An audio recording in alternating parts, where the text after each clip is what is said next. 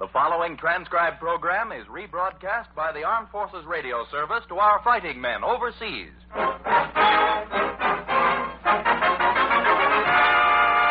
Goodyear presents The Roy Rogers Show. Friends, tonight, as usual, Goodyear brings you Roy Rogers. But because of the great news we've all been hearing, we want you to know that we will interrupt this program instantly for any late news flashes. Meanwhile, you'll hear Bob Nolan and the Sons of the Pioneers, Pat Friday, the Farr Brothers, Perry Botkin's Orchestra. Goodyear's guest tonight, motion picture villain Porter Hall.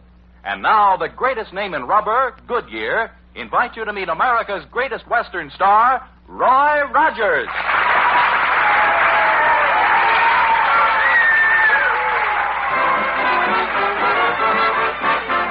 I've got a locket in my pocket, a plain golden locket. Got a locket in my pocket, right next to my heart. I've got a picture in this locket, the locket in my pocket. Got a picture in this locket, with which I'll never part. The face in the picture is beautiful to see, and the girl that the face belongs to, she belongs to me. I've got a locket in my pocket, my sweetheart's in that locket. Got my sweetheart in my pocket, right next to my heart.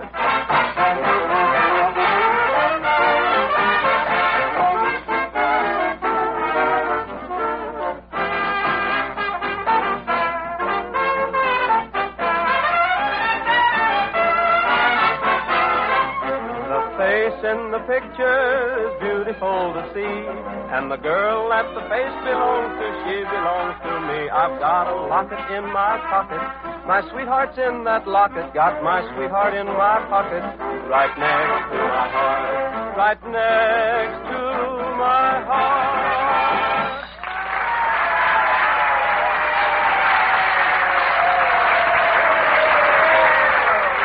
Howdy, folks, and welcome from me and the gang to tonight's Goodyear get-together. We've rounded up a few new and some old songs for the occasion, and one of the West's most amazing legendary stories. But right now, it's time for you to meet our guest for this evening, one of the swellest actors who ever foreclosed a mortgage on poor little Nell, Mr. Porter Hall. Hi, Porter. Roy, that's a nice welcome after you asked me to come over to your get-together. Well, shucks, don't mind the folks, Porter. They've seen you as a villain in so many pictures that they just can't keep from booing at you. Well, I'm so misunderstood, Roy. To everyone who's ever seen me in pictures, I'm a no-good, low-down, unprincipled crook. No, honest, Roy, you know I'm not that way at all. Much. Porter, I'm surprised at you. Why, I think I'd much rather play your part than my own. The heavy in the picture, he always gets his own way, and you get most of the close-ups, you know, where you sneer and twirl your mustache and make everyone in the audience hiss at you. Well, that's the real trouble, Roy. I never know if they're hissing the character or the actor playing the part. Well, when Porter Hall is playing the part as a villain, it isn't the actor they're hissing, you can believe me. But just to give you a break, Porter, we've got a sketch for you to play in tonight about one of the West's most amazing characters. And just to prove that you're the star and the hero, I'm not even going to play in it. How's that? Well, that's what I call really being a hero. Giving a whole story to a screen bad man. But what are you going to do, Roy? Well, first of all, Porter, I'm going to keep an eye on you and make sure you don't forget yourself and steal the ranch. Then I'm going to just sort of keep the get-together moving, like now when I call on the Sons of the Pioneers to dedicate a song to you. We always sing, bragging music to the cattle as they swing, back and forward in the saddle on a horse. That is syncopated gait, there's such a funny meter to the roar of his feet, how they run. When they hear the fellas come, because the western folks all know he's a highfalutin, scootin', shooting son of a gun from Arizona, ragtime cowboy Joe. Out in Arizona where the bad men are, the only thing to guide you is an evening star. The roughest, toughest man by far was Ragtime Porter Hall. He always sings, bragging music to the cattle as they swing, back and forward in the saddle on a horse. That is syncopated gaited, and there's such a funny meter to the roar of his feet and how they run. When they hear the fellas come, because the western folks all know he's a highfalutin, shooting son of a gun from Arizona, Ragtime Porter, ride 'em Porter, Ragtime Porter Hall.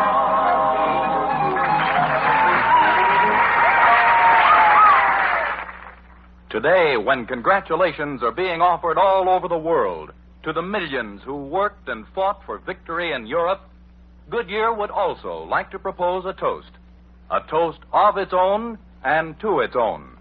A toast to the 24,783 of its men and women in the armed forces. It's well done to those in Europe. It's good luck to those in the Pacific. And here's a toast, too, to the 100,000 Goodyear employees at home who, with their war work, have contributed and are continuing to contribute to final victory. To them, good work, and let's keep punching hard till the Japs get theirs.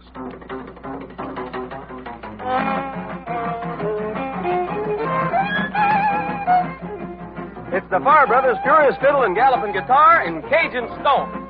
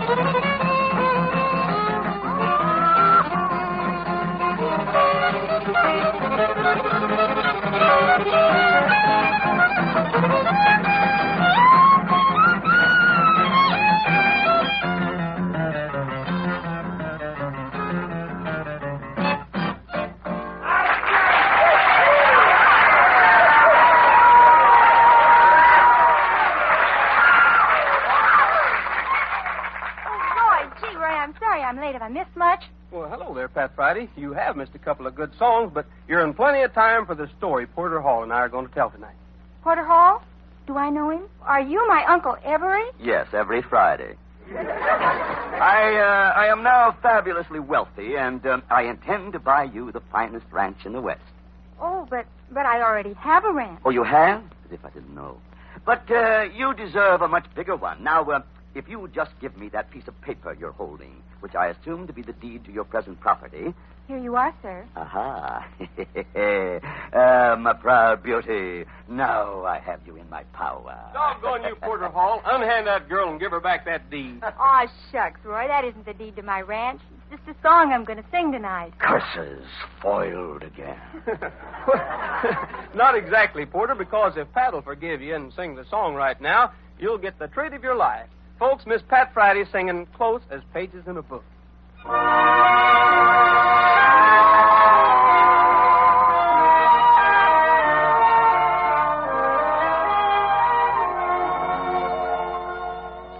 We'll be close as pages in a book, my love and I. So close we could share a single look, share every sigh. So close that before I hear your laugh, my laugh breaks through. And when a tear starts to appear, my eyes grow misty too. Our dreams won't come tumbling through the ground. We'll hold them fast, darling, as the strongest book is bound. We're bound to last. My life is your life, and while life beats away in my heart, we'll be a book. Never.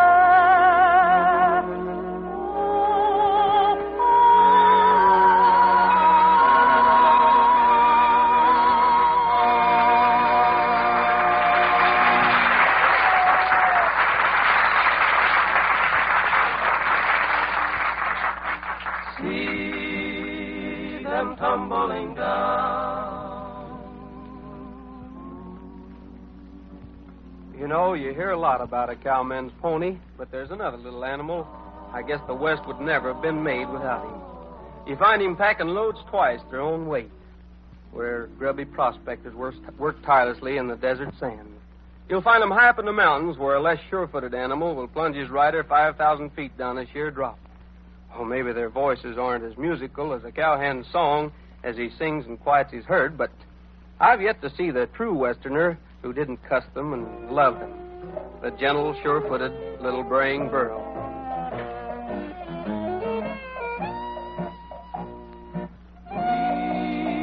We are wanderers of the wasteland. My lop-eared mule, my broken down horse and me. Always traveling, going nowhere. Across the plains and over the hills go we. When I was young, I used to be a highfalutin shooting son of a gun up in Wyoming. I loved a gal, she loved my pal. So I packed my bag and saddled my nag, and then I took her roaming. Now we're only a lonely trio. Without a friend, we trail along endlessly. Three old wanderers of the wasteland. My lop-eared mule, my broken down horse and me.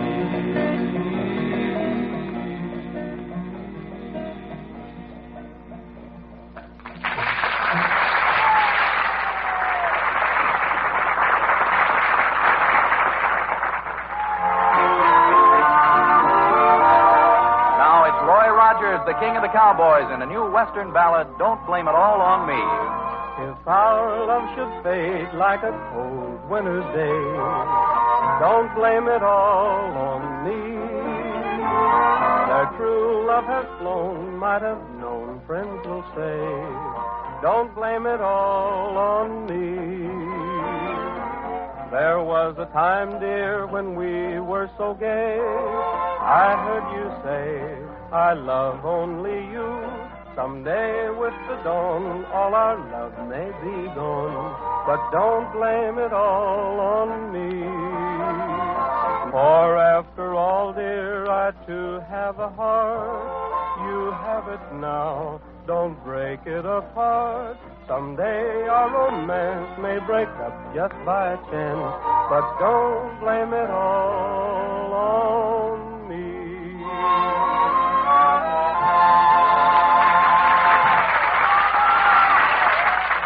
Say, Roy, you've got both Pat and me busting with curiosity about the yarn you and Porter Hall are going to tell. What's so different about it? Come on, Roy, don't just stand there with that twinkle in your eye. Well, kids, tonight's story is about the greatest cowboy who ever rode a bronc, shot a 6-gun, or roped a steer. As a matter of fact, he's the man who taught broncos to buck, who invented the 6-shooter, and considered the lariat one of his unimportant inventions. Oh, no. Wait a minute, Roy. Now, you wait a minute, miss.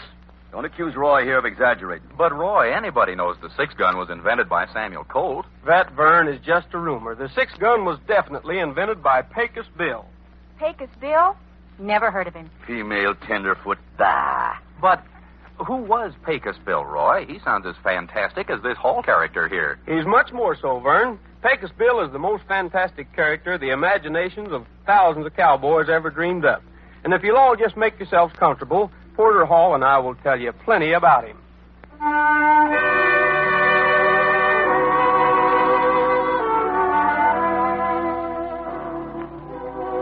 Now, I'm not saying that Pecos Bill is dead even today. To be honest, I don't know if Bill was ever born. They say he was born in Texas, and he was quite a baby. Weighed 73 pounds and stood more than 4 feet tall. He got lost out on the prairie one day and didn't have anybody to play with, so Bill wound up living and playing with the coyotes. Well, just about Bill's 9th birthday, a cowboy who'd wandered off the trail came upon Bill just as the big kid was having a morning exercise. Hey there, son. What you doing? Playing, tarnation. Don't you use your eyes. Can't you see I'm rattling? Now, hold on. That ain't fair. One younger like you, dead only 2 bears. Let up on them critters. Well, I don't like to be picking on somebody who ain't my own size, but shucks, there ain't more than 2 bears left around these parts. Guess I played too rough. Most of them die of a busted neck. Well, what in tar place you doing out here in these hills anyhow? Running around shameless like that with no stitch of clothes on your body. Clothes? Don't you know us coyotes don't wear no clothes? You been chewing loco weed, youngster? You ain't no coyote. You're a human being. I ain't no human being. I'm a regular natural-born coyote. Don't I live with them varmints? Don't I talk to them? Don't I howl like them? Ain't I got fleas? Now, looky here, Button. That ain't no proof you're a varmint. Why, sakes alive, ain't a human being in these parts that don't howl and ain't got fleas. Well, don't you call me no human being. Well, that's what you are. Look, ain't every varmint you ever seen got a tail? Now, ain't they? Why, sure, all varmints got tails. That's natural. Darn tootin' it is. Then if you're a varmint, where's your tail? Well? Well, God blast it to lightning. You're right. I ain't got no tail. Of course you ain't. So you see, son, you're not a varmint at all. You're a human being. I don't want to be no human being. I don't want to be no human being. Now, looky here, fella. You is a human being. And it's my duty as another human being to take you back to civilization.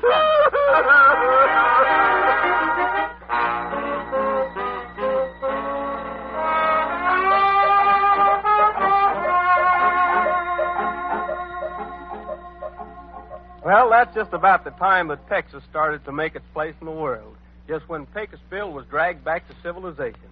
What with eating regular, Bill started to grow. And inside of a year, Bill was more than 8 feet tall and weighed better than a half a ton.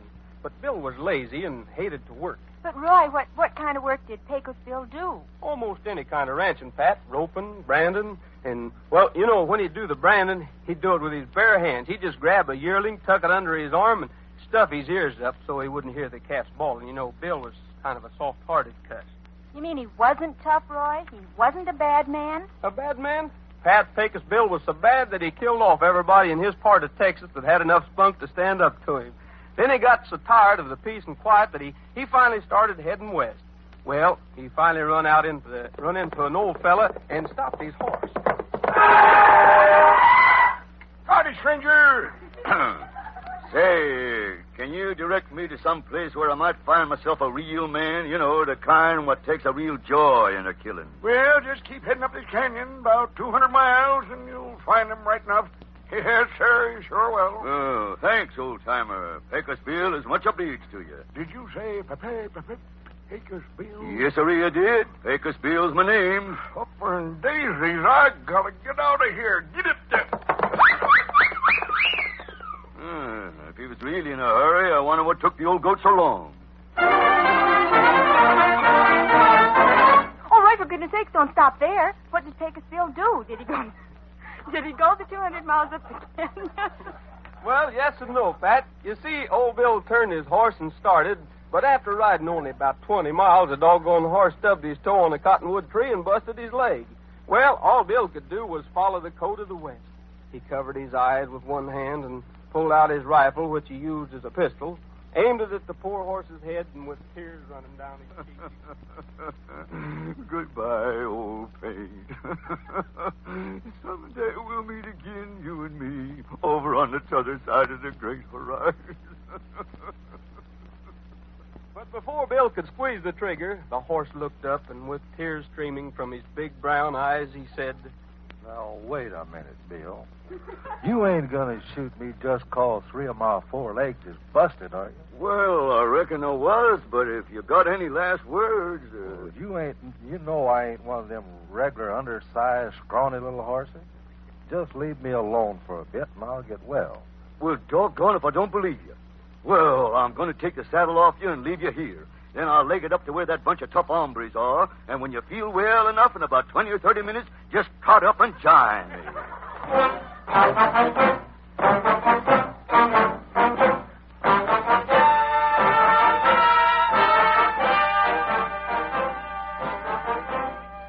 Well, I hadn't gone 2 miles further, saddle over one arm, when I spot a little rattlesnake no more than 18 feet long.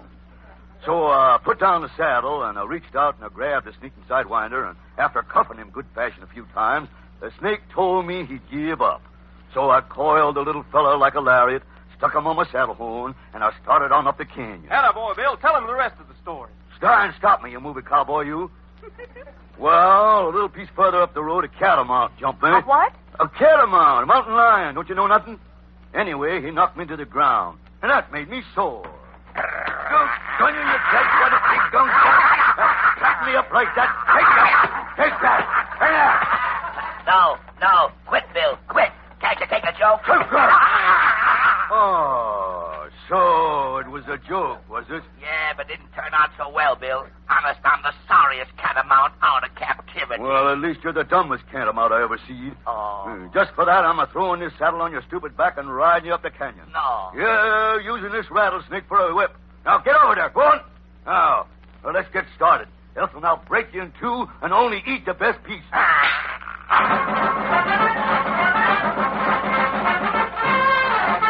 Well, as soon as Bill got the saddle... Hey, just a minute, Roy. That's a fib. How come the horse and the catamount actually talked to Pecos Bill, and Bill answered them? Well, heavens to Betsy, Pat. Wasn't the lad brought up with coyotes? Why, shucks, he had more trouble talking straight Texan than he did chewing the rag with them varmints.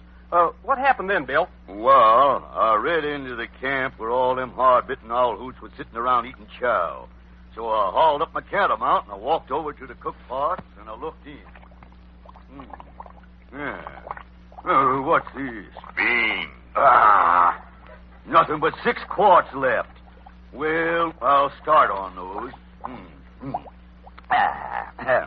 Well, ain't so bad, but they make me thirsty. Give me that coffee pot. Look out, stranger. That pot is a-boiling. Shut up. There. Now, someone hand me that porcupine to wipe my mouth on, and we get down to business. What is your business, partner? Who's boss of this gang? That's what I want to know. Who's boss around here? Stranger I was, but you be.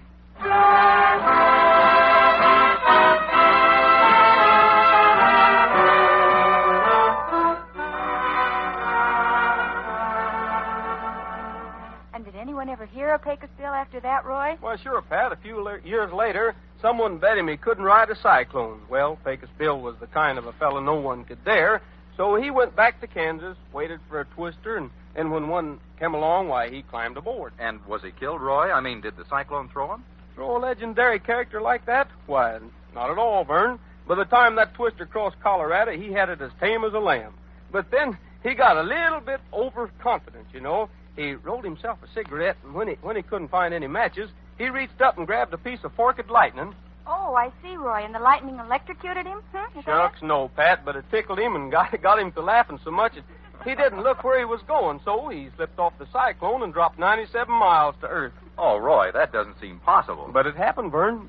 And where Bill landed, he weighed so much and fell so far that he knocked the Earth 150 feet below sea level. Folks called the place where he landed Death Valley. because they figured he'd never survive such a bump. Fact is, I was surprised as you were when Pecos Bill walked in here tonight.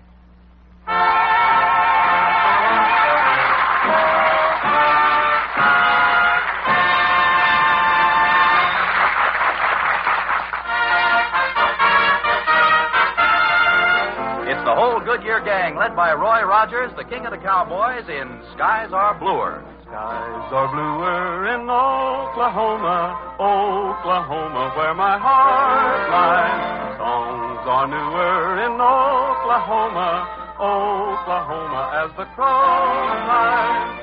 That's where the yellow corn is brighter and cotton's whiter than snow. Just listen to the wheat a-swaying. It sounds like it's saying hello.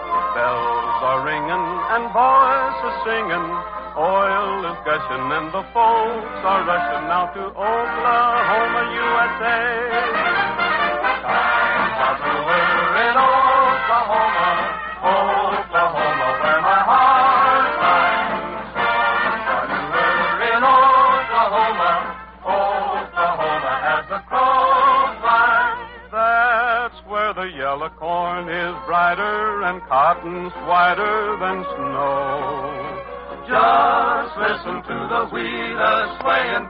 It sounds like it's saying hello. Bells are ringing and boys are singing.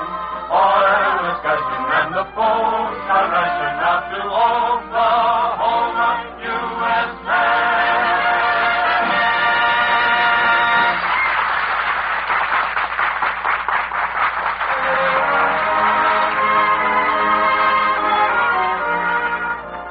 Well, it looks as if our time for tonight is like the water in a stream in the middle of the summer. It's all run out. But we've got more time again next week, and we'd like you all to be back sitting with us at our Goodyear get-together. We have some songs and music and a little chatter, Western style, and a rip-roaring story about the old days that should please everybody. So till next Tuesday, this is Roy Rogers thanking Porter Hall for appearing with us tonight and saying for the whole gang, goodbye, good luck, and may the good Lord take a liking to you.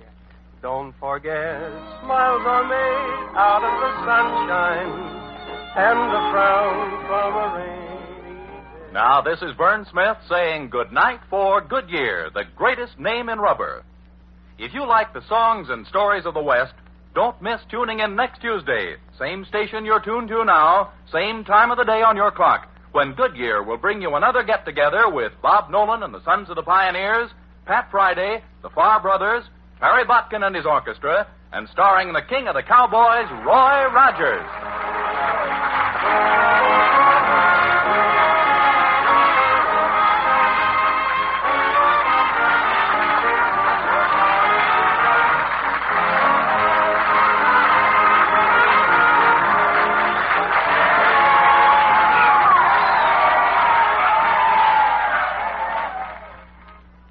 The Roy Rogers program was transcribed.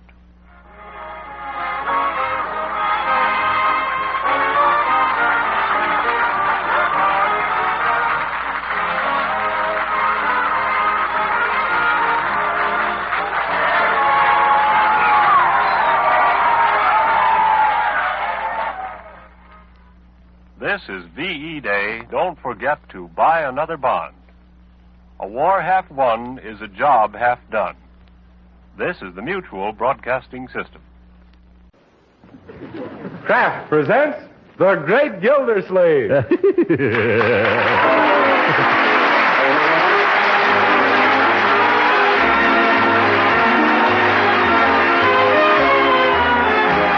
Kraft Cheese Company, who also bring you Bing Crosby every Thursday night, present each week at this time Harold Peary as The Great Gildersleeve, written by Leonard L. Levinson.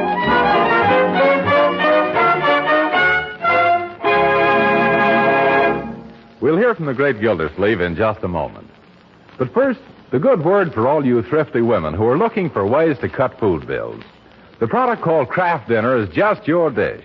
For Kraft Dinner gives you the economical way, the quick way to make delicious macaroni and cheese, drenched with cheese goodness.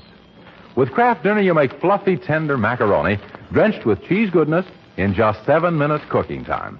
You see, every Kraft Dinner package contains a special quick cooking macaroni, and an envelope of Kraft grated, so you can sprinkle in cheese goodness in a jiffy.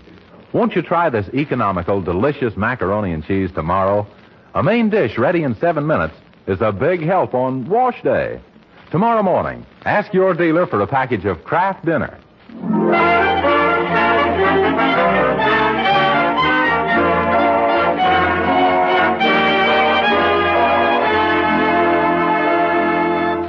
For the past few days, our friend Throckmorton P. Gildersleeve has been the victim of a baffling attack of the sneezes, and so far he hasn't found out the cause.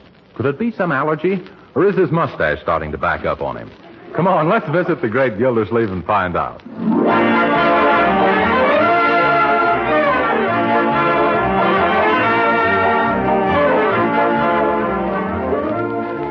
And as I was saying, Marjorie, every time Gesundheit. Don't mention it. Every time you what, Uncle Mort? Every time a button pops off my vest. Oh, that's too bad. Yeah, you bet. I'm on my 4th vest now. Yeah, and that last sneeze broke your shoelaces. Yeah? Oh, well, I got to find some way of stopping this sneezing before I blow my brains out. Oh, I didn't do it that time. Gesundheit. Yeah, but no. you don't have to mention it. No, Uncle Mort, I really think you should see a doctor. Now, this may be something serious. Sure, whatever it is, it's nothing to be sneezed at. Then why am I sneezing? Oh, there must be something you're allergic to. Yeah, I know it. I'm allergic to sneezing. No, Uncle, something else is wrong. Now, why don't you go right downtown and see Dr. DePeister? Yeah, who in the name of the Mayo brothers is Dr. DePeister? Well, I understand he's wonderful. Allergies are his specialty. Oh, you mean he's an anti-sneeze man? Yes. Florence Foreman told me he cured her. Found she was allergic to gasoline, so she sold her car. Wasn't that a little drastic? Oh, no. After she got Dr. DePeister's bill, she had to anyway. Well, I hate to blow in a lot of money on my nose, Marjorie. Excuse me, Miss Margaret. I was just making up your room. And you know that little kitty of yours? Ah, you mean my itty-bitty-pitty kitty? Itty-bitty, oh, for corn's sake. What's he been up to now, Bertie? It's that sweater you making for that ensign in the Navy on account of he gave you that pussycat. Don't tell me you found that. Yes'm. The kitten got into knitting. Oh, that's a shame, Marjorie. What did he try to do? Pull the wool over his eyes? Yep. Yeah, and on him it don't look good. Oh, dear. Did he do much damage, Bertie? Just looky here. I brought the sweater in. What sweater? That thing is more snarls than a cage full of tigers. Why, it's...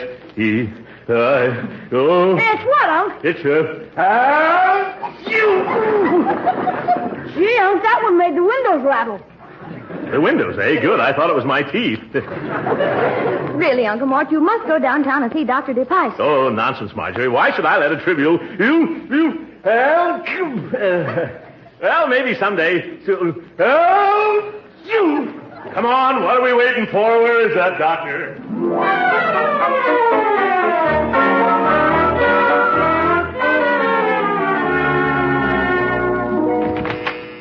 But, Marjorie, I haven't sneezed once since we left home. Just my luck. When the doctor asks me how I do it, I won't be able to show him. Oh, now sit down, Uncle. Relax and look at a magazine. Magazine? Oh, all right. There's an article in the National Geographic for May 1916 I never did finish. Uncle, you won't find that here. Why not? This is a doctor's office, isn't it? Yes, but this is a young doctor. Makes no difference, my dear. When a boy decides on a medical career, what's the first thing he does? I don't know. What? He starts saving magazines. That's one of the reasons he has to be an intern so long. Just to age his National Geographics. Oh, Uncle. Why do they always have the National Geographic? Well, it's all about faraway places. Anybody who sits in a doctor's office would rather be someplace far away. Oh, excuse me. Are you Mr. Gildersleeve? Yes? Well, the doctor will see you now. This way, please. What's he so cheerful about? The way she chirped, she'd make Florence Nightingale sound like a mudlark. Now, you go right ahead, Uncle Mort. Well, all right, my dear, but I'm feeling dandy now. Oh, this is Mr. Gildersleeve, Doctor. How do you do, Gildersleeve? Gildersleeve. Any relation to Throckmorton P. Gildersleeve? Oh, yes, that's me. Oh, it is. Well, now, where'd I hear that name before? I phoned you an hour ago. That's where I heard it. I never forget a face. What seems to be your trouble? Sneezing. Oh, you're having trouble sneezing? Oh, no, I'm not having trouble sneezing. I'm having trouble sneezing.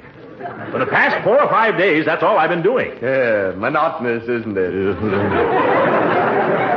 Yes, I'm starting to get a permanent wave in my nose. Every morning I get up and sneeze all the cornflakes out of my bowl. I know what'll cure that. What was that? I say I know what'll cure that. What? Oatmeal.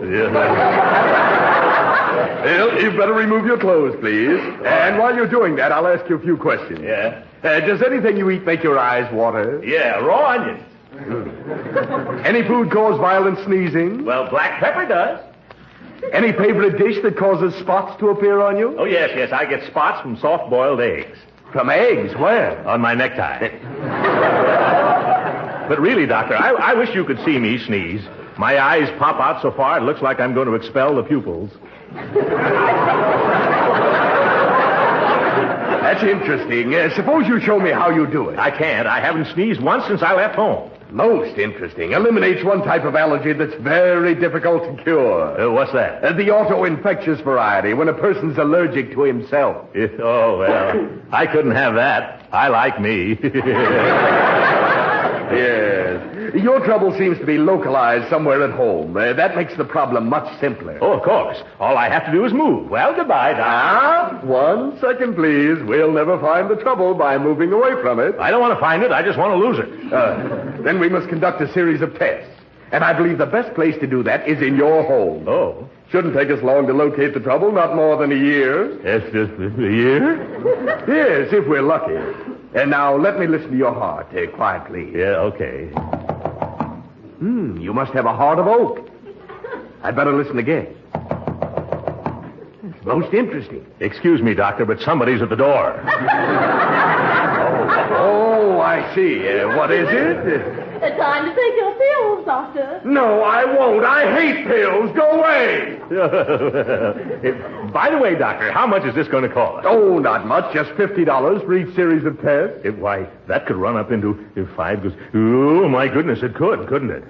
That's true. But if we don't do that, you'll probably sneeze yourself into an early grave. Oh, Doctor, how soon are you coming over? How about Sunday afternoon? Yeah, I'll be waiting for you. Well, I'd better get going now. Oh, no, Mr. Gildersleeve. Don't go out that way. Why not? That's the way I came in. Oh, no, you didn't. When you came in, you had your clothes on. What? Oh!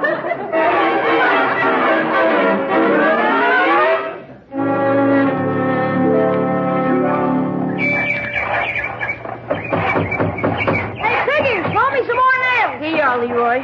Gee, we haven't any nails left. What are you going to do when we run out? Oh, we can pull some more at Uncle Mort's tires. Hi, Unc. Oh, hello, Leroy. Hello, Piggy. What did the doctor say, Unc? He said $5, please. Jeepers, Leroy, what's wrong? Unc suffers from the allergics. Yeah. Allergics? What's that? Oh, something rubs his nose the wrong way. Say, Unc, look what we're building. Yeah, I see. What's it supposed to be? It's a tree house for our club, the Young MacArthurs. You're putting it in the wrong place, Leroy. You'll never get a MacArthur out on a limb. Where are you going to put it? Well, as soon as we get it nailed together, we're going to haul it up on that oak where the branches spread. You know, prefabrication. Oh, well, that's an idea, isn't it? Did you ever have a tree house, Mr. Gildersleeve? Well, I started to one time. I had a wonderful idea. A log house in a tree, but it didn't work out. Why not, Unc? Well, we only had one tree in our backyard, and by the time I'd sawed enough logs for the house, there wasn't any tree left to put it in.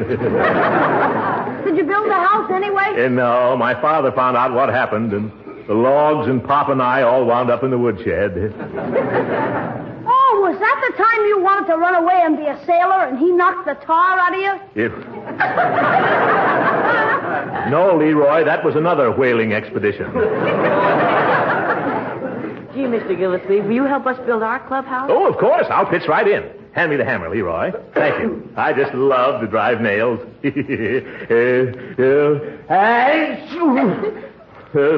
Now watch me and learn, Leroy. Excuse me. Understand now, Leroy? No, Unc, I don't quite... Oh, but it's so simple. What's troubling you? Well, I'm wondering wondering how you're going to get your necktie off now that you've nailed both ends to the plank. What do you mean? I see.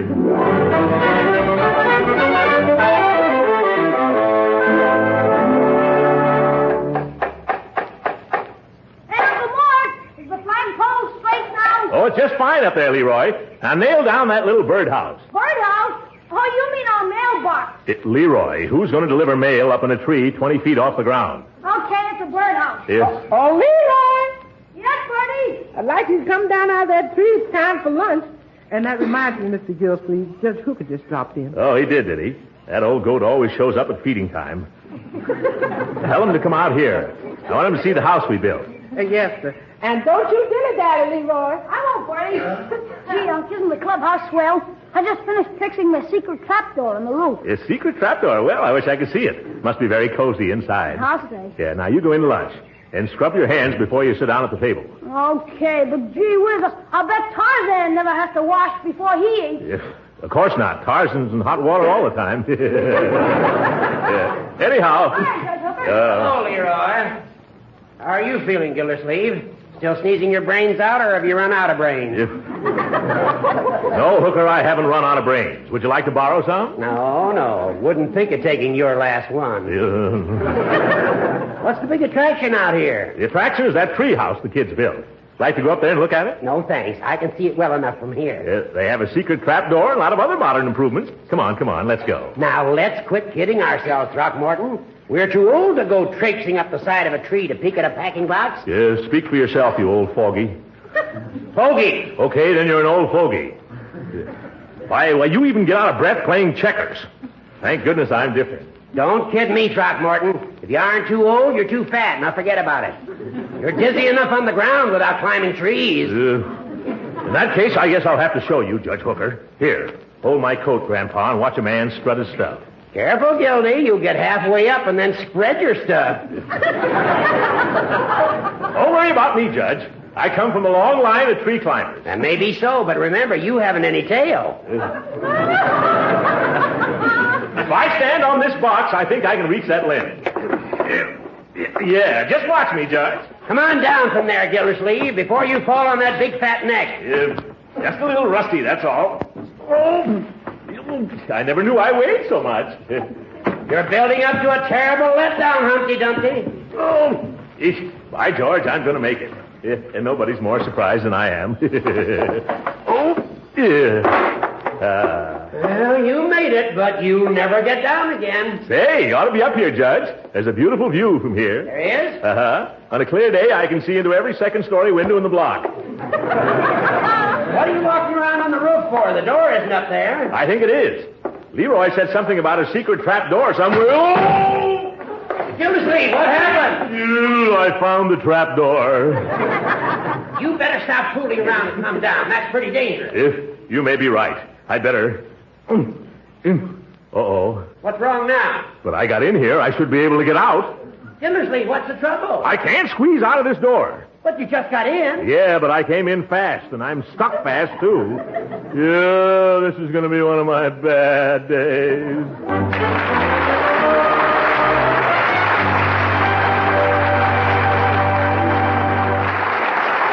The great Gildersleeve will be with us again in just a moment.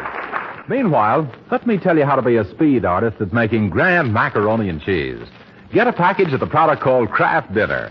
Out of that package, take the special macaroni and cook it in salted boiling water not more than 7 minutes by the clock. Then just drain it well and lightly mix the fluffy macaroni with a little butter and milk. Next, take the envelope of Kraft grated from the Kraft Dinner box and sprinkle the cheese goodness through and through the macaroni. Turn the macaroni and cheese into a serving dish, and your dinner main dish is ready. Ready in double quick time. A really thrifty main dish. And really delicious macaroni and cheese, too. Now, doesn't Kraft Dinner sound like a wonderful idea for busy days? Well, get some tomorrow. Every Kraft Dinner package contains the making for 4 servings of delicious macaroni and cheese. Better get several packages tomorrow and stock the pantry shelf. Your family will love Kraft Dinner macaroni and cheese.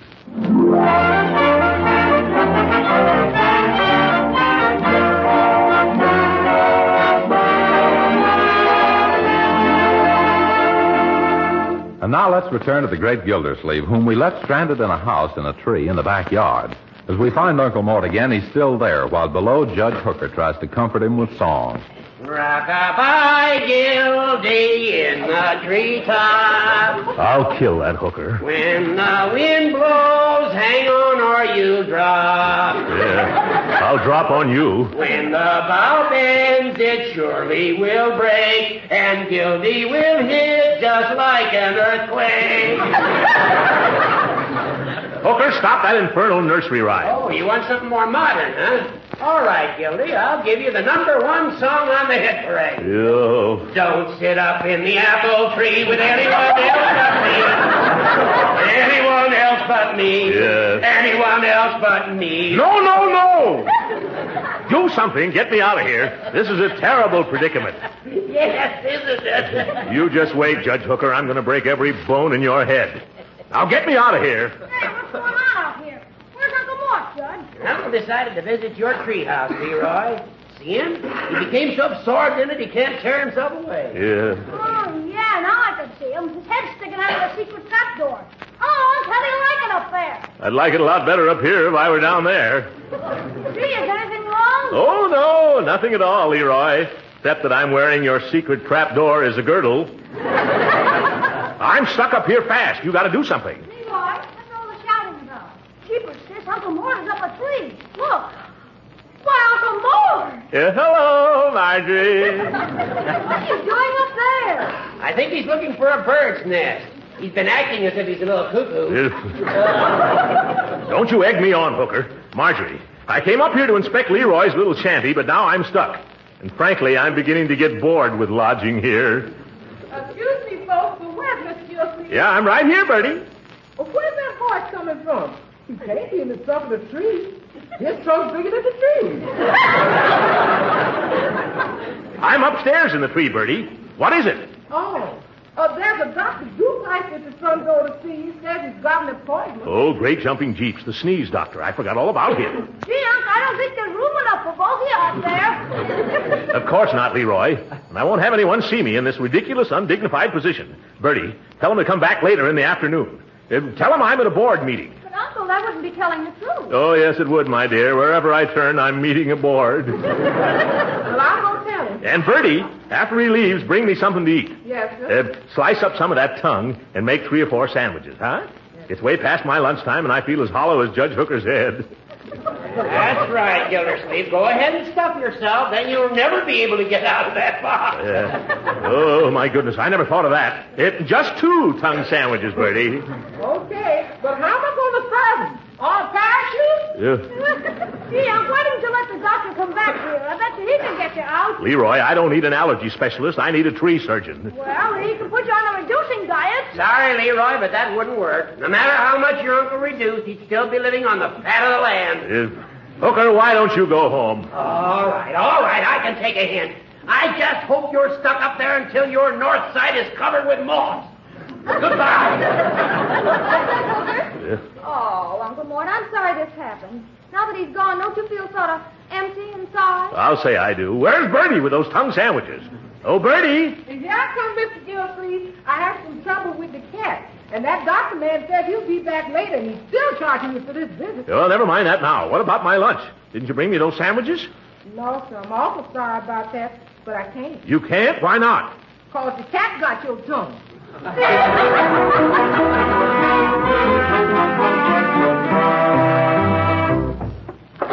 on, Piggy, pull. No, Piggy, don't pull. You're just taking the back right out of my shirt. It's no use, boys. Oh, why did you ever build this thing so solidly? Jeepers, you told us to, Mr. Gildersleeve. You're trapped by my own words. You better climb down now, boys, and try to borrow a ladder and an axe someplace. Okay, Uncle. And remember, I don't want anyone in the neighborhood to know about this. I'd be the butt of too many jokes. You coming, Leroy? Scramble down now. I can see the girl next door in her room. I don't want to attract any attention. We'll be right back, Uncle. Yeah, okay. Oh, hello, Mr. Gildersleeve. Hello, Dottie. How are you today? Oh, perfectly fine, except for a blister I picked up at tennis that's been annoying me ever since. Isn't it terrible? Heel? I'll say he is. He followed me all the way home. Say, how did you ever manage to get up so high? Is that a steam cabinet you're sitting in? What are you doing up in the tree? Who, me? Oh, nothing. I'm just doing an important air raid defense job. You don't say. post, and everything I hear goes right in one ear and out the other. And gee, I wonder why that is. Well, what's there in between to stop it? Oh, well, then you'll tell me, huh? Well, what is it? Well, if you must know, I'm up here spotting airplanes. Spotting airplanes? Oh, how fascinating. Gee, I wish I could help you, only I wouldn't know what colors to spot them. Ew. No, I don't suppose you would. Shh. Hey, what's that noise? Oh, my goodness. There's a fire somewhere. Huh? Oh, I simply must go because I just love to curl up in front of a good fire. Well, goodbye, Mr. Gildersleeve. I hope you polka dot a lot of planes. Polka dotted. Just my luck to have a nice, exciting fire somewhere, and I can't go. Is that you down there, Leroy? Yes, sir. Where's the fire? There isn't any, Uncle Mort. You told me to borrow a lighter and a match, but not to tell the neighbors, so I just called the fire department. No. Great jumping jeeps. Why did you do that? Oh, I won't have it. Look at all those people. Send them away. Tell them to stop coming. But Jeepers, Uncle Mort. Hello, kid. Is that him up there? Yeah, Chief, but he says that he don't want Bring a 30-footer, boys. Go away. Take those fire wagons out of our alley. Keep that crowd out of our yard. Oh, a little violent, huh? Now take it easy, Tubby. We'll get you down. I don't want to come down. I like it up here. What is this guy, a squirrel? Don't worry, Uncle Mort. They'll chop you out in no time. Keep those hatchet men away from me. I'm very comfortable up here, and I won't come down till I'm good and ready. As nutty as a fruitcake. He's jerky, that's all. Probably thinks he's General Doolittle. Why don't you brave fire ladders just go back to your checker game? Now, see here, Fatso. We were called to take you down from there. Who called you? Did I call you? No, but somebody... You're paid for putting out fires, not for coming around annoying innocent people who are enjoying a nice rest up a tree. But we're supposed to take Oh, wasting the taxpayers' money, eh? Now, you get out of here before I pick up my phone and report this to the mayor. Come on, boys. Put that ladder back in the truck. Quinn, take this axe back. Let's get out of here before I turn a hose on that big fat false alarm. The idea. I guess I told him a thing or two. But gee, Uncle Mort, those guys could have gotten you out of there in a minute. Don't you want to come down? No, Leroy. I couldn't come down that ladder in front of that crowd. Why not? Because there are a lot of nails up here, and I've torn a square foot out of the seat of my pants.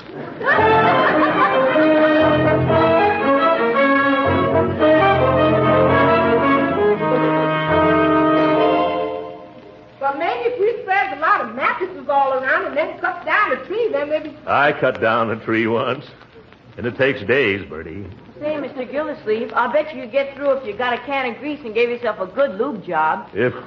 Thanks for the suggestion, Piggy, but I'll save that one until everything else fails. Uncle Mort, here comes Dr. DePeister. Oh, I'd forgotten all about him. Say, I just realized something. I haven't sneezed since I came up here, Marjorie. He'll probably want me to stay here the rest of my life. Is Mr. Gildersleeve back yet? Oh, yes. I'm up here, Doctor. Where? Oh, there you are. Well, come down now, and we'll get started with those tests. Come down, eh? I'm afraid I'll have to stay up here a while. Oh, now, Mr. Gildersleeve, you should have more confidence in your doctor. You mustn't run away, you know. I'm not going to run away, but why don't you?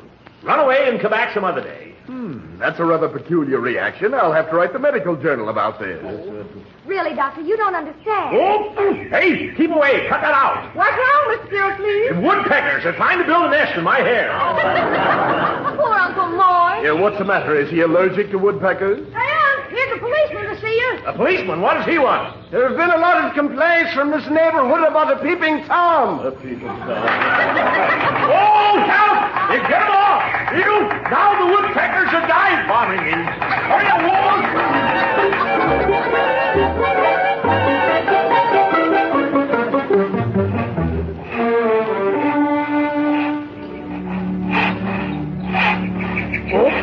Get away from me, birds. You bother me. How's the sewing going on? Sewing? Not so good. I'm getting too much attention from my little feathered friends. I've got an idea how we can scare off the birds. I'll be right back. All right. Excuse me, Mr. Gildersleeve, but do you expect to be down for dinner? I hope so, Bertie. So do I, because I can't figure how I'm going to serve you your soup up there. Oh, well, that'd be simple. I could drink it through a straw. What, oxtail soup? Yes, oxtail. Here, kitty. Here, kitty. Nice, kitty. Come on now. Hey, look what I've got to drive the birds off. Oh, Marjorie's cat. Good. Send him right up here, Leroy. I'm afraid some bird's going to lay an egg on me any minute. Go ahead up to Uncle Mort, kitty. Attaboy. Yes. Keep on going. That's it. Yeah, here, kitty. Oh, yes. Come on. Stay right up here near your Uncle Mort. Isn't he cute? Leroy, that was certainly a bright eye. Good sight. You're welcome, Bertie. Say,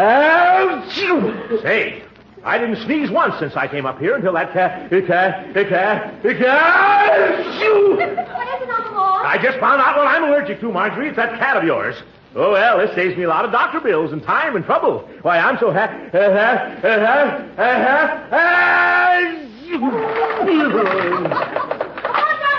No, don't call him, Leroy. It looks like I'm going to sneeze my way out of here. Hey, come here, nice kitty.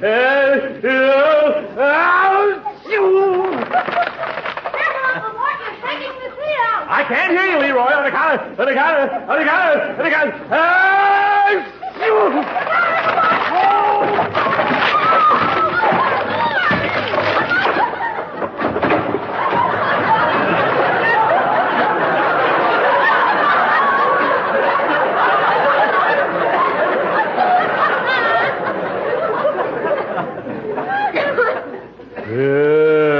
where am I? You're in the middle of our victory garden, Unc. Right between the mashed potatoes and the split peas. Yep.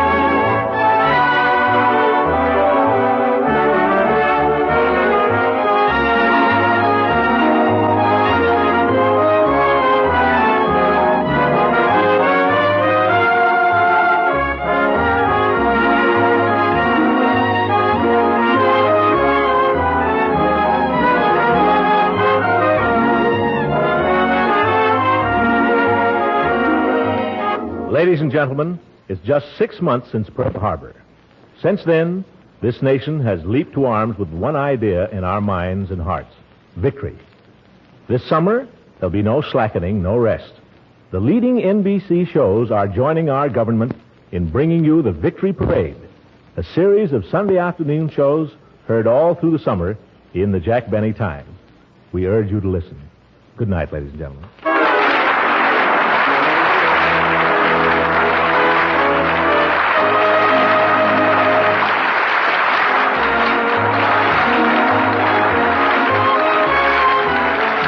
Original music heard on this program was composed and conducted by William Randolph. This is Jim Bannon speaking for the Kraft Cheese Company and inviting you to tune in again next week at the same time for the further adventures of the great Gildersleeve. We all need extra vitality these days, the energy to help make our war machine hum. So you'll be glad to know that one of the best energy foods you can serve, and one that's economical too, is wholesome parquet margarine made by Kraft. Now, unlike some foods, delicious parquet margarine is the kind you naturally serve at every meal. It's a wonderfully good-tasting spread for bread. It's a real flavor shortening for baking. It makes pan-fried foods tastier. Yes, you can use parquet margarine all these ways to help add extra nourishment and goodness to your meals. Another thing, every pound of parquet margarine contains 9,000 units of important vitamin A. So for all these reasons, order a pound or two of economical parquet margarine tomorrow. Remember, it's parquet, Parkay. Parquet margarine made by Kraft. This program has reached you from Hollywood. This is the National Broadcasting Company.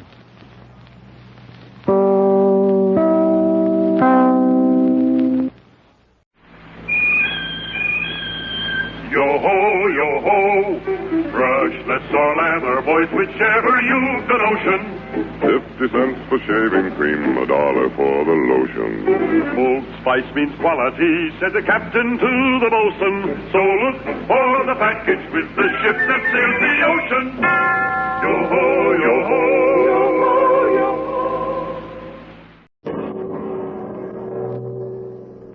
So long as these problems are not solved, so long as ignorance and poverty remain on earth, these words cannot be useless.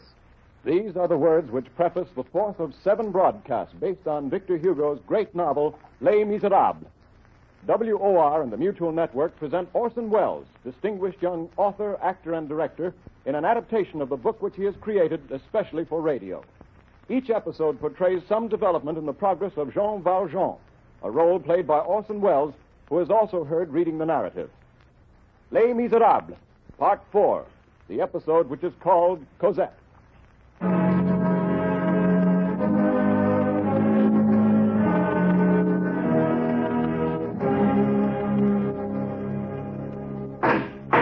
Jean Valjean, you are a hardened criminal and a second offender. You are charged with concealing your identity and changing your name. How do you plead? Guilty. You are so found by this court. Jean Valjean, you are sentenced to hard labor in the galleys under the double chain for the rest of your life. The notebook of Inspector Javert, July 1823. I have caught Jean Valjean. In a whole lifetime of service with the police, there is no entry in this book which has occasioned me so much satisfaction. I have caught Jean Valjean. I am affixing to this page an excerpt from a recent newspaper in Paris. Here it is. The Paris Journal, July 25th, 1823. An old convict has been brought to trial called Jean Valjean. The circumstances are extraordinary. In the district of Montreux, a gentleman called Monsieur Madeleine had, in acknowledgement of his services, been appointed mayor, and as such he was famed for his wisdom and his good works. But this man has been unmasked. The police authorities, thanks chiefly to the zeal of Inspector Javert, have disclosed the true identity of Monsieur Madeleine. He is none other than the convict, Jean Valjean.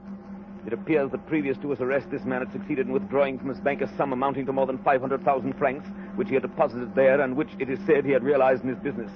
Since his return to the galleys, it has been impossible to discover where this money has been concealed. This is the end of the newspaper article. I think I can guess the motive of Jean Valjean concealing this money. His hope of escape. And there's another matter. The child, Cosette. The child of the woman Fantine. It was this Fantine whom I apprehended on the streets, and who Valjean, in the character of the mayor, protected from justice, and in the compassion of one criminal for another, nursed through the illness from which she died. This child was abandoned at an early age to the care of some innkeeper. If I know Jean Valjean, the purpose of this money is the care of this child. I must find this Cosette. November 17th, 1823. Here is an excerpt from the Toulon Journal. Yesterday, a convict at work on board the galley ship Orient, on his return from rescuing a sailor, fell overboard and was drowned. His body has not been recovered. This man was registered under the number 9430, and his name is Jean Valjean. This finishes it. The case is closed. Jean Valjean is dead.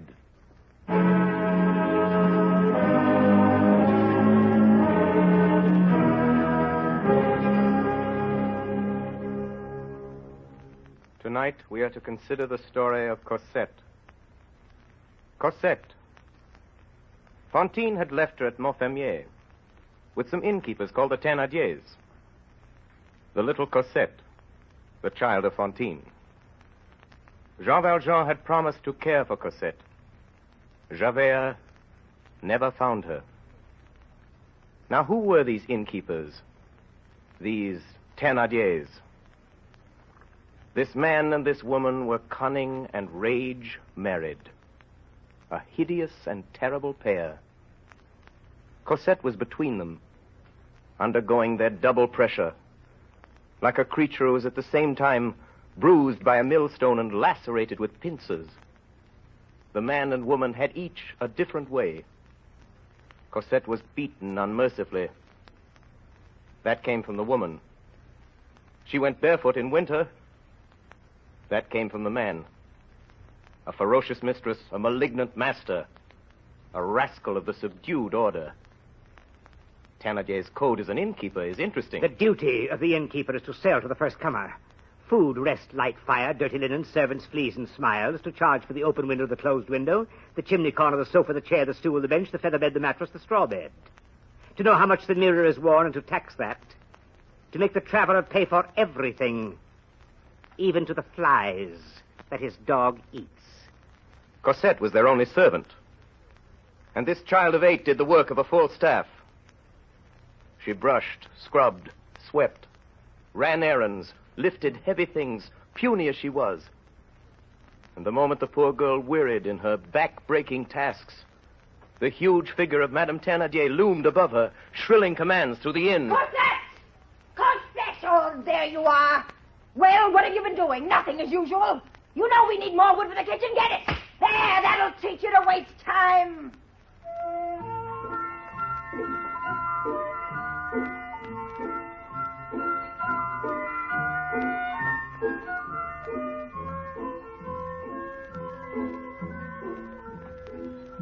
Christmas Eve, 1823. Pretty windows, candy booths, toy stores, parties, and good things to eat.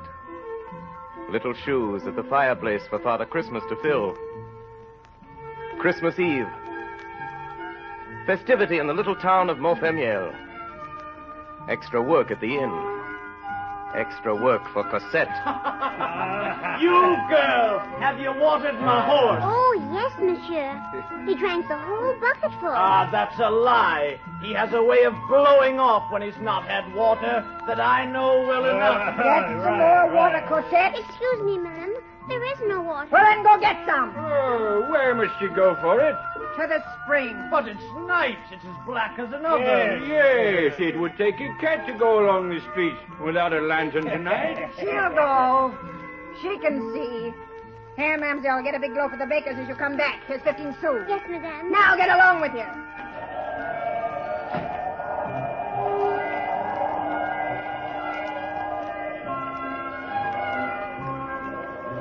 The child fled with her bucket, running as fast as she could. The night was cold, and the spring was far away. Soon, the gleam from the town disappeared, and the darkness became thicker. It was no longer Montfermeil. It was open country. Dark, terrifying country. The child's heart pounded at her ribs. With their ghosts moving in the trees, time after time she faltered and started back towards the inn. But always there appeared to her the more dreadful specter of Madame Thénardier, and she went on. At length she arrived at the spring. Cosette did not take time to breathe. She felt in the darkness for a young oak which bent over the spring, found a branch, swung herself from it, bent down, and plunged the bucket in the water. In that movement, she did not notice that her apron pocket emptied itself into the spring. The 15-sou piece fell from her dress and dropped into the water.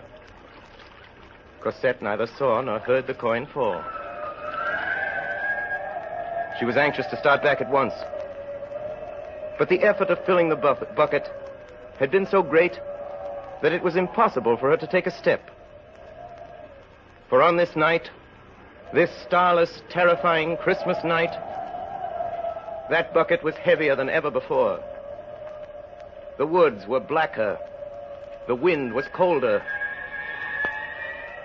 The child tugged at the stooping weight and managed a few stumbling steps.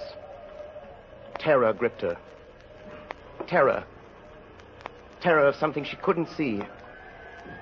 She began to count aloud. 1, 2, 3, 4, 5, 6, 7, 8, 9. 1, 2, 3.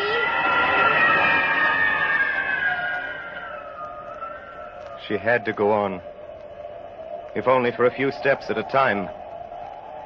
She walked on, bending down like an old woman. The iron handle of the bucket was numbing and freezing her little wet hands. On and on, a step at a time. Madame would beat her. Madame would scream at her. Madame would whip her.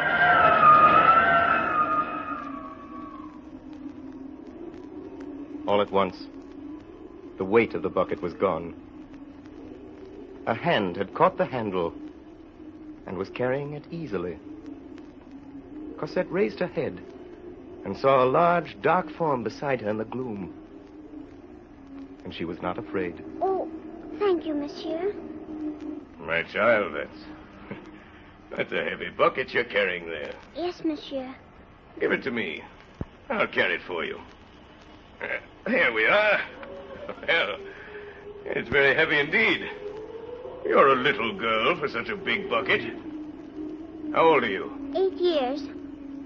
Have you come far this way? From the spring in the woods. Are you going far? Oh, yes, monsieur. A good quarter of an hour from here. Little girl, Yes, monsieur. have you no mother? I don't know, monsieur. I don't think I have. All the rest have one. For my part, I have none. I don't believe I ever had any. What's your name? Cosette. Where do you live? At Montfermeil. Oh, is that where we're going? Yes, monsieur. Who is it that sent you out to the woods? After water, at this time of night? Madame Thénardier. Oh. And what does she do, Madame Thénardier? She is my mistress. She keeps the tavern. The tavern? Well, I'm going there to lodge tonight. Show me the way. Monsieur, we are going there.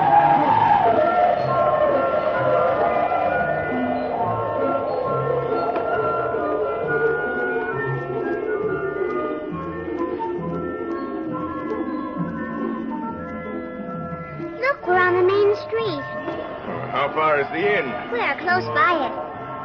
Monsieur, may I take the bucket now? What for? Because if Madame Thénardier sees that if anybody else brought it for me, she will beat me. Oh, not on Christmas, my child. Is it Christmas, monsieur? Oh, it's you, is it? Well, you've taken your time. Been playing, I suppose, you little beggar. Madame, here's a gentleman who's coming to lodge. What? Oh, monsieur, come in. Have you a room? My brave man, I'm sorry, but I have nothing. Put me anywhere. In the garret or in the stable. I would pay as if I had a room. 40 sous? Very well. 40 sous. In advance.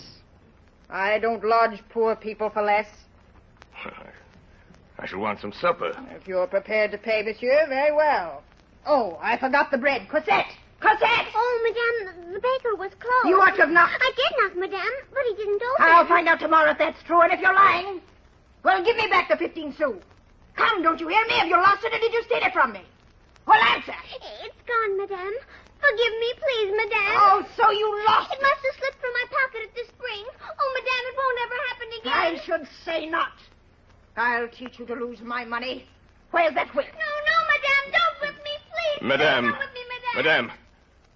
I beg your pardon, but I just saw something fall out of the little girl's pocket and roll away. This may be it. Here it is. A 20 sou piece? Yes. Isn't that what you gave her? Why, yes. Yes, that's it. Cosette, don't ever let that happen again. Get to work. Now, monsieur, let me show you to your room.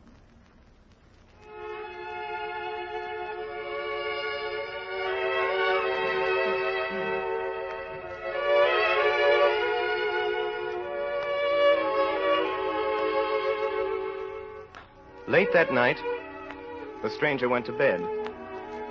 Not in the stable as he had expected, but in the best room of the inn. This courtesy on the part of the Thénardiers had, as usual, a purpose behind it. A purpose which the irritable Madame Thénardier could hardly understand. The fool!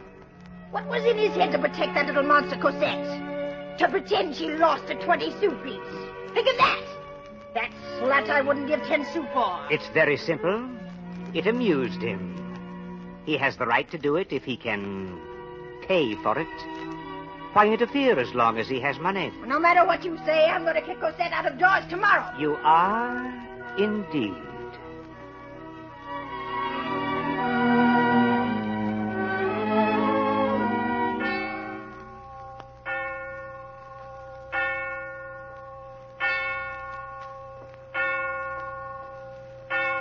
Up so soon, monsieur?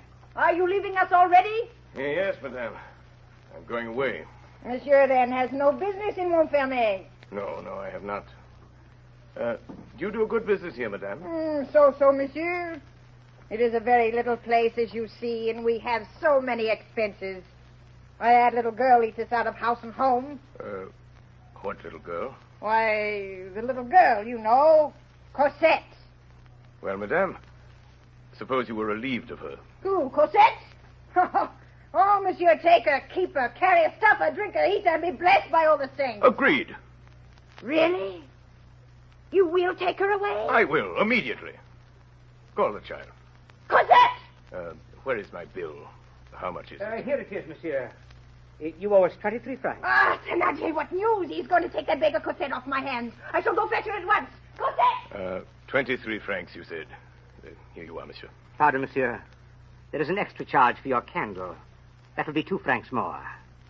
Oh, thank you, monsieur. As to the little girl, I must have some talk with you about that. Well, your wife seems anxious enough to get rid of her. That may be, monsieur. But I must say that I adore the girl. What? You wish to take our little Cosette from us. I'm afraid, monsieur, I cannot consent to that. It is true the child costs us money. It is true the child has faults, but we love her. We must all do something for God. After all, one does not give his child to the first traveler, you understand? I do not even know your name. Now, if I were to see perhaps some paper you have, a passport, perhaps? Monsieur Thénardier, people do not take a passport to come 5 leagues from Paris. If I take Cosette, I take her. That is all. You will not know my name or my abode. You will not know where she goes. And my intention is that she shall never see you again in all her life. Do you agree? Yes or no? In that case, monsieur, I must have 1,500 francs. I was prepared for this. 1,500 francs. There it is. Come along, dear. You're not frightened of me, are you? Here she is, monsieur. Wrap yourself up, child. It's cold, and we're going away. Wait, monsieur. My money. I've given you 1,500 francs, Monsieur Thénardier. You have your money. Come, Cosette. What luck, husband. He has taken the little wretch, and we have 1,500. Ah, don't be a fool. We might have had thousands. Why did he come here for the ugly brat? Who is he? In heaven's name, who is that man?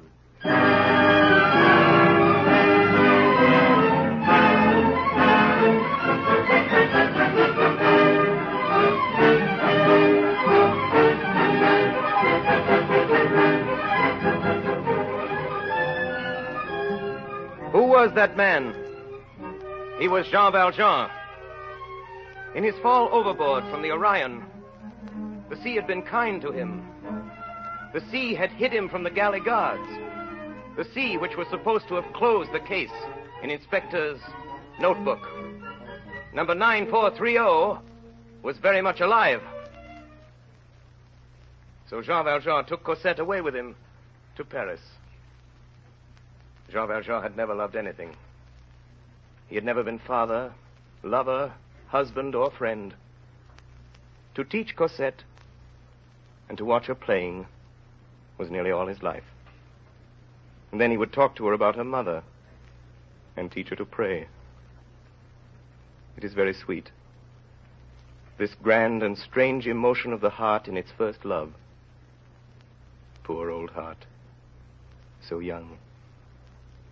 And for Cosette, from the first day, everything that she felt in her being loved this kind old friend. She called him father and knew him by no other name. Now, Jean Valjean was cautious. He never left the house in Paris by day. Keeping prudently to the infrequented side alleys of the neighborhood, he would walk sometimes an hour or two at nightfall. Now, there was in that district an old beggar who sat crouched on the edge of a condemned well. Those who were envious of this poor creature said he was in the pay of the police. He was an old church beadle of 75 who was always mumbling prayers. Jean Valjean never passed him without giving him a few pennies. One evening, toward the close of winter, as he was passing that way, he noticed this beggar crouched in his usual place under the street lamp. The man, according to his custom, seemed to be praying and was bent over. Jean Valjean walked up to him and put a piece of money in his hand. The beggar suddenly raised his eyes and stared into his face. Then he quickly dropped his head. It was over in a moment. But Jean Valjean shuddered. It seemed to him that he had seen by the light of the street lamp not the calm, sanctimonious face of the old beadle, but a terrible and well-known countenance. Some instinct kept Jean Valjean from speaking. He gazed at the crouching figure. The same form, the same rags as on the other day. He told himself he was mad, and he hurried home. T-R-E-E. See the bird in the tree. T-H-E. Cosette. What is it, Father? Quiet.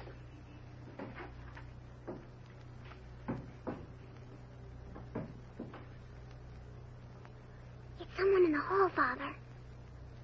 Who is it? Lie down, dear. And don't talk.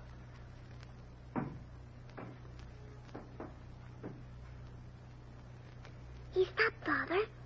He's just outside the door. Father, why are you blowing out the light?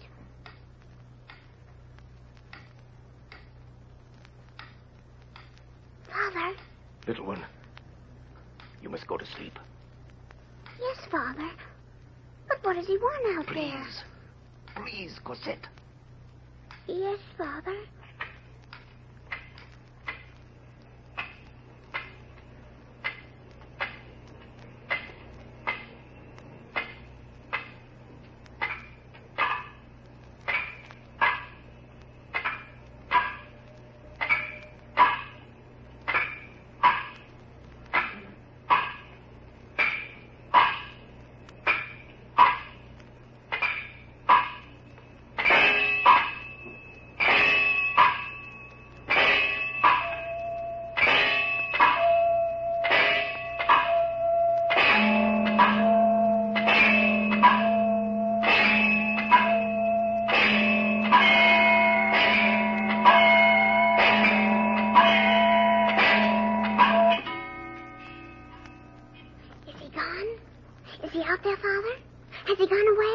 Put on your clothes, Cosette.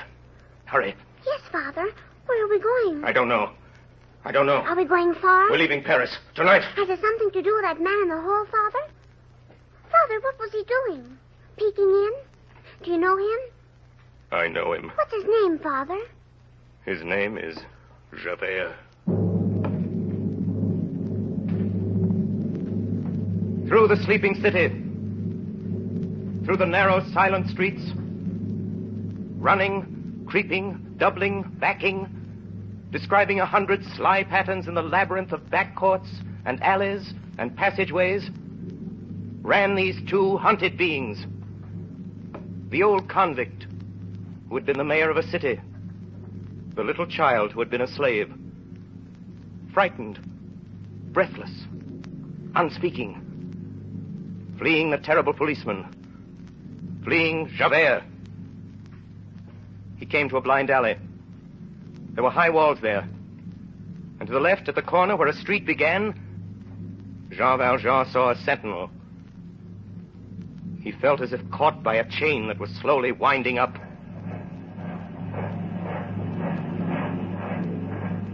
At this moment, a muffled and regular sound began to make itself heard at some distance. Soldiers. Jean Valjean saw the gleam of their bayonets. They were coming towards him. They came slowly, stopping to examine the recesses of the walls, to search the entrances of doors and alleys. Javert led the way. There was only one thing possible. In the prison ships, the old convict had learned a strange art. The art of climbing without ladders or ropes, of supporting himself by the back of his neck, his shoulders, his hips, and his knees. The art of raising himself straight up the right angle of a wall to the height of a 6th story. Jean Valjean looked up the wall and measured the distance with his eyes. About 18 feet. The difficulty was Cosette. He needed a rope. Where could he find a rope? At midnight, on a deserted street.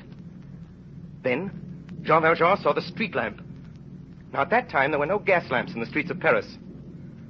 The lamps were raised and lowered by cords. Traversing the street from one end to the other were these cords. The wheel on which the rope was wound was locked below the lantern in a little iron box. Jean Valjean sprang the bolt of this box, and an instant after was back at the side of Cosette. He had a rope. A half minute, and Jean Valjean was on the top of the wall. Another, and he'd pulled up Cosette. The next instant, they were safe. Safe on the other side. Search the blind alley! He's got to be there! Search this! He can't vanish! He can't left! He can't fly! Search for him! He's got to be there!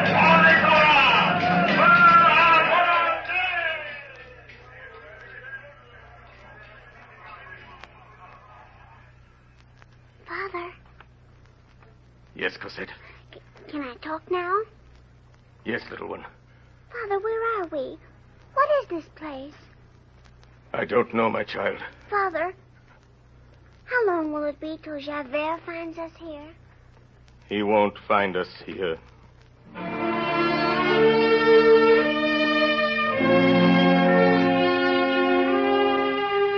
The Notebook of Inspector Javert, January 9th, 1818. This is the anniversary of Jean Valjean's escape. This is the date of my failure. This is the day when Jean Valjean eluded me and vanished almost before my eyes in a closed and guarded street. To think that this man is free, alive somewhere in the world and laughing at justice. But give justice time. I can wait. I have waited before. I can watch. Jean Valjean is my man. Someday I will catch him.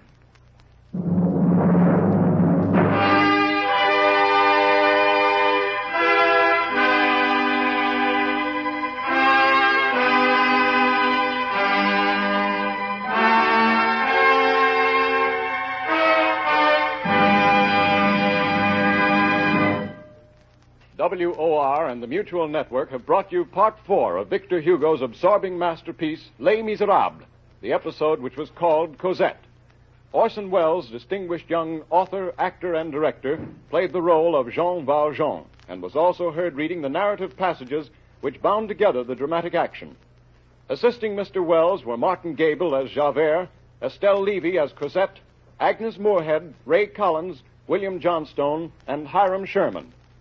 Next Friday evening at 10 o'clock Eastern Daylight Saving Time, we shall present Les Miserables in its fifth phase, the episode which is called Marius.